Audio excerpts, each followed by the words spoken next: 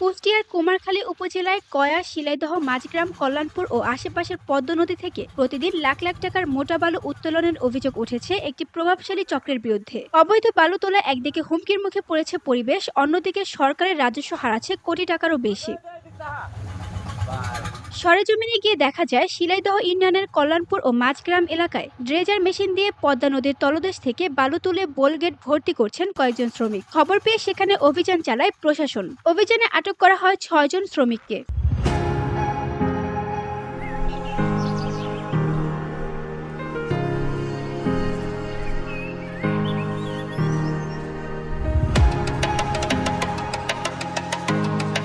পরে পরিবেশ সংরক্ষণ আইনে প্রত্যেককে ২০,০০০ টাকা করে মোট ১,২০,০০০ টাকা জরিমানা করেন ভ্রাম্যমাণ আদালত। অভিযান পরিচালনা করেন উপজেলা সহকারী কমিশনার বিজয় কুমার জোয়ারদার।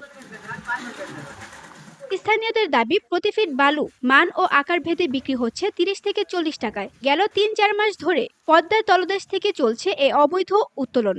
অনুসন্ধানে জানা গেছে, এই চক্রের মূল হোতা ঘোষকা উপজেলা স্বেচ্ছাসেবক লীগের সহ সম্পাদক মোহাম্মদ সম্রাট হোসেন। তিনি বিএনপির নেতাকর্মীদের সঙ্গে আঁতাত করে এই বালু ব্যবসা চালিয়ে যাচ্ছেন।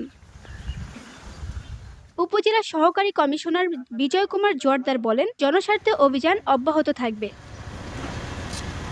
VOD Bangla news desk.